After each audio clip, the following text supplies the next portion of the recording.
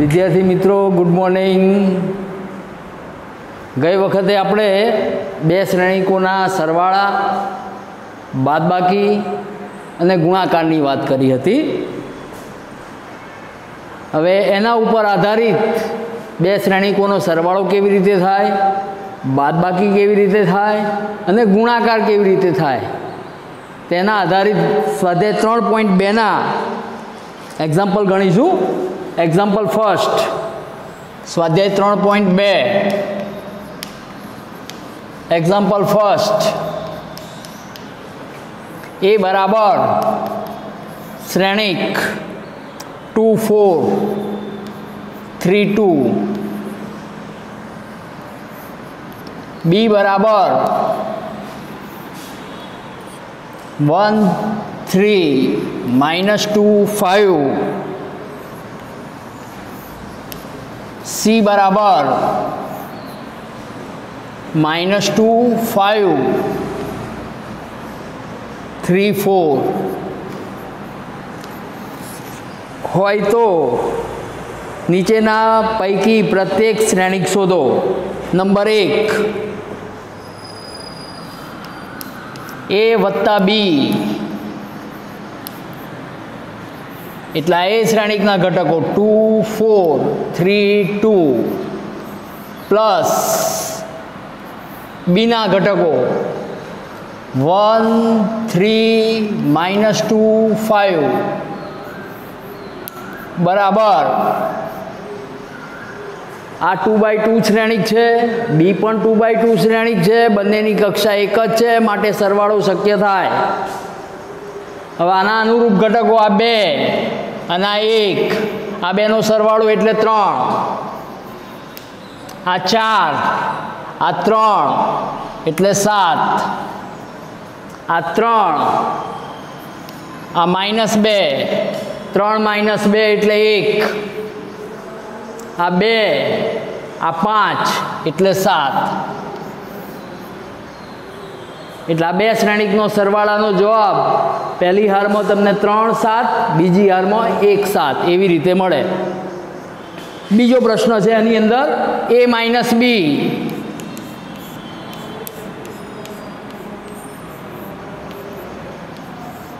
હવે આનો સીધો આપણે જવાબ જ લખીશું। આ 2, આ 1, 2 - 1 એટલે 1, 4, આ 3, 4 - 3 એટલે 1, આ 3, આ -2 એટલે 1, આ 2, આ 5, 2 - 5 એટલે -3, આ a - b આવશે। પછી ત્રીજો પ્રશ્ન છે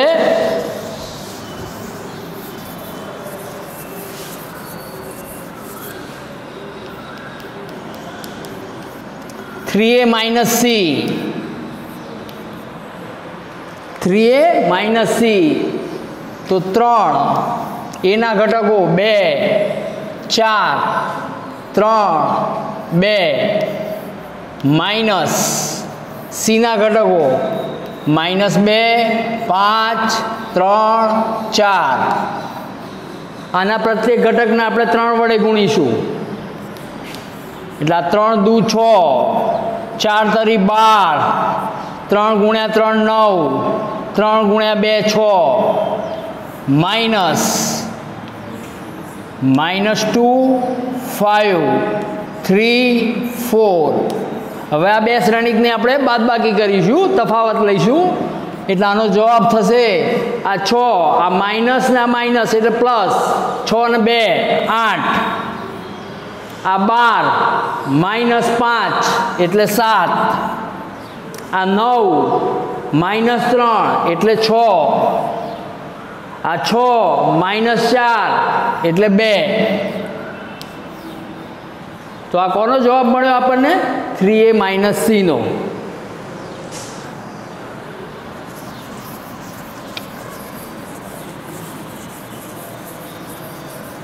પછી ચોથો પ્રશ્ન એવો છે ab, એટલે બે શ્રેણિકોનો ગુણાકાર। હવે બે શ્રેણિકોના ગુણાકાર માટે પ્રથમ શ્રેણિકના સ્તંભની સંખ્યા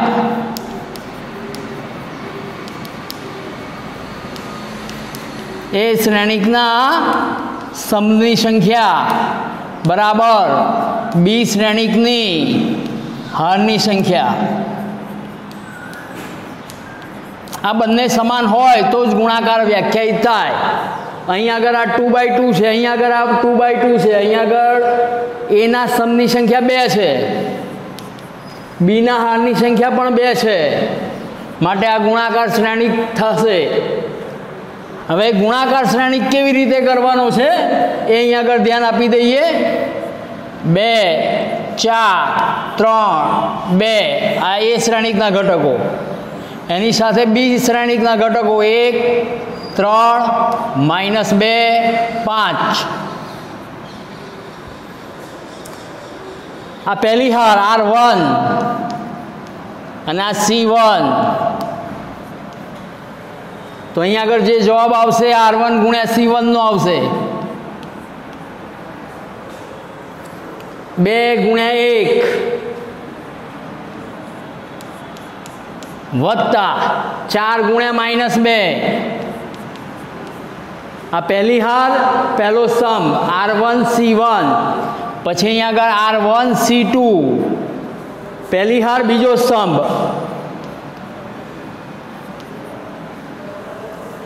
2 ગુણ્યા 3 વત્તા 4 ગુણ્યા 5 એટલે R1 C1 પહેલી હાર પહેલો સ્તંભ, પહેલી હાર બીજો સ્તંભ. હવે આગળ કોઈ સ્તંભ નથી એટલે અહીંયા આગળ આ પહેલી હારના સાથેના ઘટકો પૂરા થઈ ગયા. હવે આ બીજી હાર R2 જોડે C1 એટલે અહીંયા આગળ કોના ઘટકો આવે? R2 C1 ના ઘટકો. 3 ગુણ્યા 1 વત્તા 2 ગુણ્યા -2 આ R2 C1. અહીંયા આગળ આવશે R2 C2 એટલે બીજી હાર અને બીજા સ્તંભના ઘટકોનો ગુણાકાર 3 ગુણ્યા 3 વત્તા 2 ગુણ્યા 5 આની સાથે ગુણાકાર. હવે આનો જવાબ આવશે આ 2 -8 આ 6 વત્તા 20 4 ગુણ્યા 5 20 3 ગુણ્યા 1 3 2 ગુણ્યા -2 -4 3 ગુણ્યા 3 9 વત્તા 2 ગુણ્યા 5 10. હવે આનો આપણે સરવાળો બાદબાકી અહીંયા આગળ કરી દઈએ એટલે 2 -8 -6 વત્તા 20 26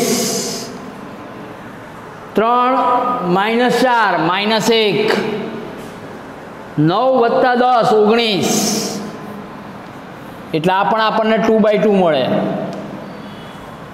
તો આ ગુણાકાર એ બી નો આવ્યો. પહેલી હાર પહેલો સ્તંભ, પહેલી હાર બીજો સ્તંભ, અહીંયા આગળ બીજી હાર પહેલો સ્તંભ, બીજી હાર બીજો સ્તંભ. આ રીતે ગુણાકાર કરવાનો છે. પણ સરસ શું ધ્યાનમાં રાખવાની કે એ શ્રેણિકના સ્તંભની સંખ્યા અને બી શ્રેણિકના હારની સંખ્યા આ બે જો સરખા હોય તો જ તે ગુણાકાર વ્યાખ્યાયિત થઈ શકે, નહીં તો ગુણાકાર વ્યાખ્યાયિત થઈ શકે નહીં.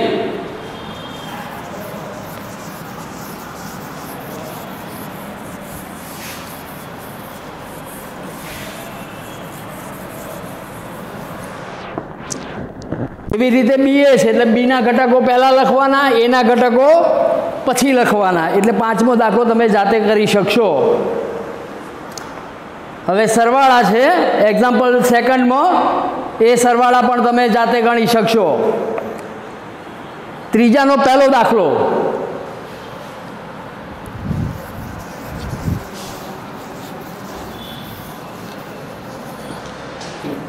એક્ઝામ્પલ થર્ડ એનો ફર્સ્ટ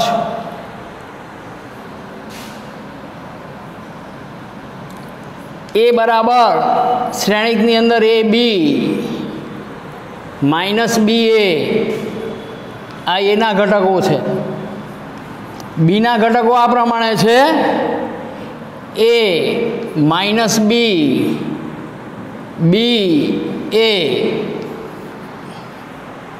તો આનો આપણે ગુણાકાર કરવાનો છે એટલે એ બી કરવાનો છે.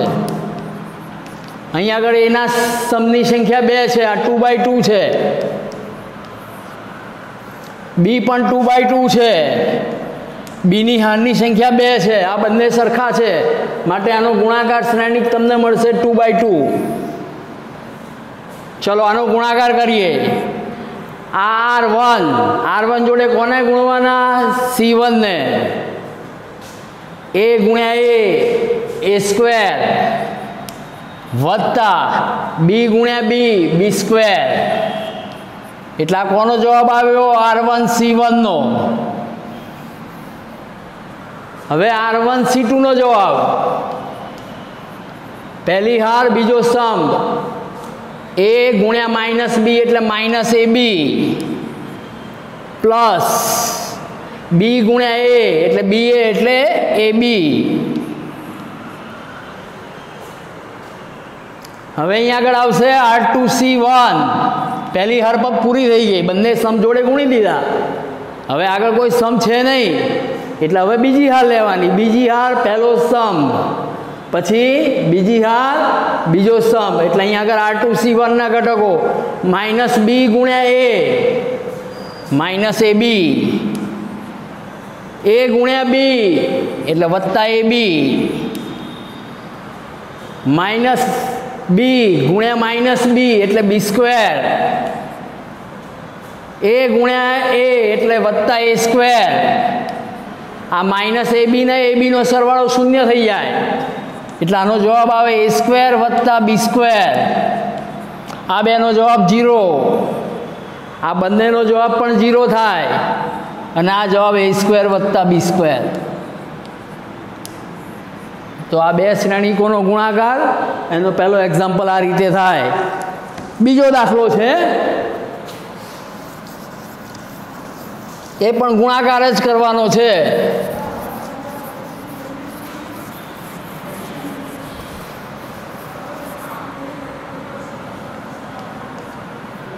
a બરાબર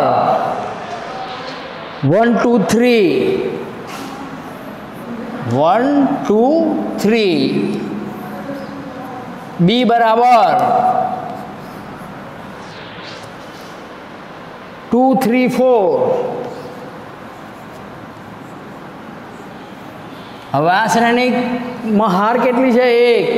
1 2 3, 3 હાર ને એક સમ એટલે આ 3/1 છે. આ એક જ હાર છે, સમ 3 છે, 1 2 ને 3 એટલે 1/3. હવે પ્રથમ શ્રેણિકના સમની સંખ્યા 1, બી શ્રેણિકના હારની સંખ્યા એ પણ 1. આ બંને સરખા છે માટે આ બંનેનો ગુણાકાર થાય અને આ ગુણાકાર આવે 3/3 આવે. આ શ્રેણિક આપણને 3/3 મળે. એટલે એ બી પહેલી હાર પહેલો સ્તંભ એટલે 2 ગુણ્યા 1 એટલે 2. પહેલી હાર ને પહેલા સ્તંભનો ગુણાકાર થઈ ગયો R1 C1. અહીં આગળ બીજા ઘટક આવશે R1 C2. હવે આનો બીજા સ્તંભ જોડે ગુણાકાર. અહીં બીજા સ્તંભનો ઘટક 3 છે, અહીં પહેલી હારનો ઘટક 1 છે તો 1 ગુણ્યા 3 3.